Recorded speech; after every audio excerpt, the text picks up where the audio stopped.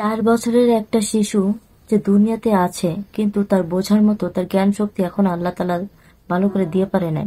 জ্ঞান শক্তি ঠিকই আছে, কিন্তু বোঝার মতো সেই ক্ষমতা এখনো তার হয় নাই। এই 4 বছরের একটা শিশু কি এমন কাজ করলো যে তাকে দুনিয়া থেকে বিদায় করে দিতে হলো? গাজীপুরে এই ঘটনাটা ঘটছে, যে 4 বছরের শিশু, নাম তার আনাজ।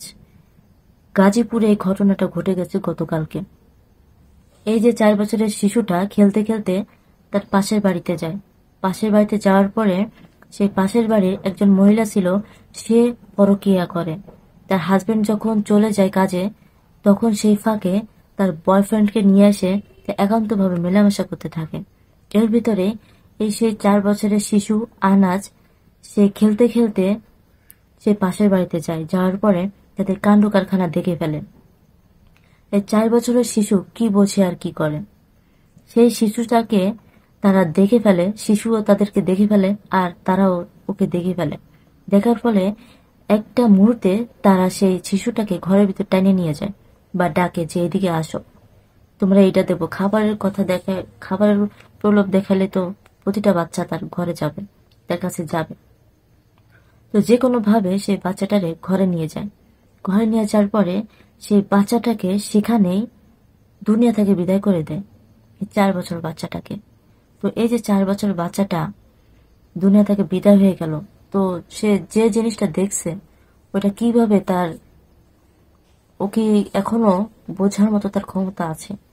সে কি দুনিয়ার সবকিছু এখনো বুঝতে পারে? এখন তো সে বোঝে নাই। তার বয়সটা অনেক কম, আর সে অনেক ছোট। সে একজন ফেরেশতা। তো তার সাথে যে ঘটনাটা ঘটেছে, এই ঘটনাটা এখনো মাইনে নেওয়ার মতো না।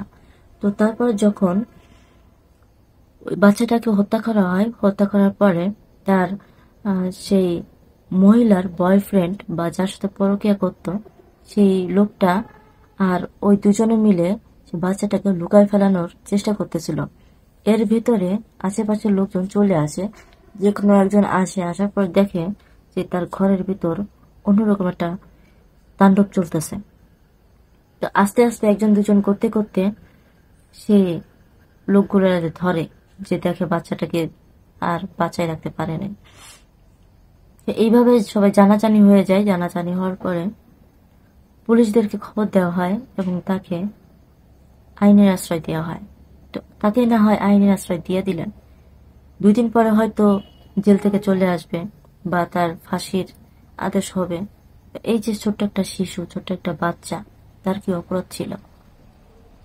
তার কি অপরাধ ছিল? সে কি এত কিছু বোঝে? সে দুনিয়ার আলো কয়দিন মাত্র দেখতেছে, 4টা বছর দেখতেছে, যে তার তো জ্ঞান হয়ে পারে নাই। সে কি বোঝে?